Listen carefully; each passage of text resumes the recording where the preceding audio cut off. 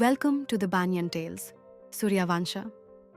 In our last episode, Satya Harishchandra proved that a man who holds his truth through fire, through loss, through humiliation, that man is already free.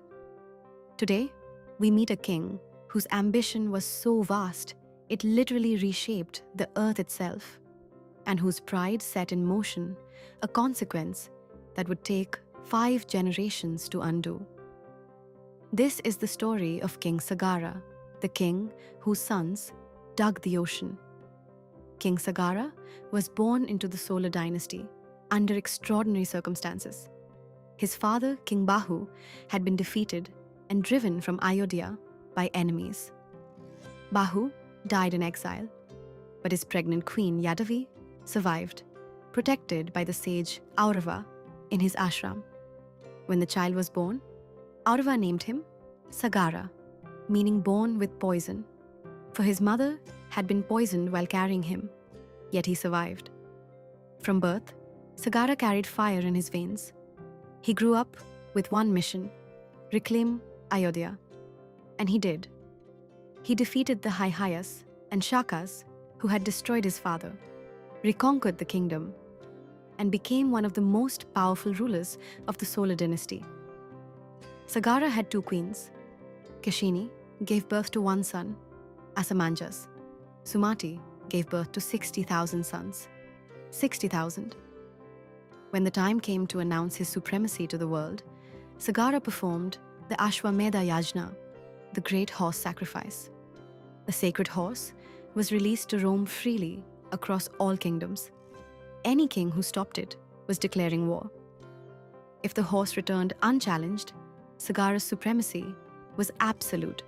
The horse roamed freely, but Lord Indra grew fearful of Sagara's rising power.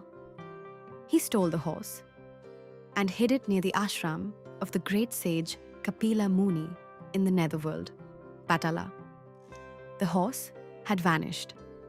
Sagara sent all 60,000 sons to find it. They searched the entire earth.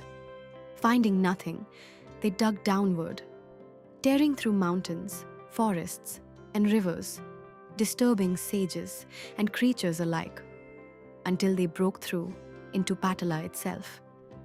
And there they found the horse, grazing peacefully beside the meditating sage Kapila Muni. The sons immediately assumed the sage had stolen it.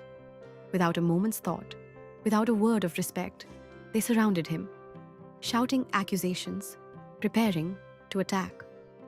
Kapila Muni opened his eyes. Just that, just his gaze. All 60,000 sons of Sagara were reduced to ash in an instant. Back on earth, Sagara waited. His sons did not return. He sent his grandson, Anshuman, the noble son of the disgraced Asamanjas, to find them. Anshuman descended into Patala, found the vast field of ash that was once 60,000 princes, and fell to his knees, weeping. He approached Kapila Muni with complete humility and reverence. Kapila spoke. Their arrogance destroyed them.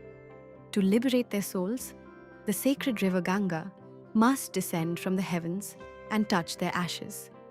Only her waters can grant them moksha. Anshuman returned with the horse. Sagara completed his yajna, but the liberation of his sons, that remained undone. Sagara knew it couldn't be accomplished in his lifetime. He told Anshuman, "This task now passes to you." Sagara died without seeing his sons freed. Anshuman became king and spent his reign attempting to bring Ganga to earth, and failed. He passed the task to his son Dilipa. Dilipa tried and failed. He passed it to his son Bhagiratha. 3 generations, 1 unfinished prayer. Bhagiratha refused to ascend the throne until the task was done. He went to the forest and performed penance for decades. Ganga agreed to descend, but warned that the force of her fall would shatter the earth itself. Bhagiratha then prayed to Lord Shiva. Shiva caught the full force of the descending Ganga in his matted hair. and released her gently in 7 streams. Bhagirath led the river on foot across the earth, all the way to Patala, and Ganga's sacred waters touched the ashes of the 60,000 sons of Sagara. Their souls were liberated. The vast trench dug by 60,000 princes, the trench that had reshaped the earth, filled with Ganga's waters and became the ocean. That ocean still bears his name. We call it Saga. What does Sagara's story teach us?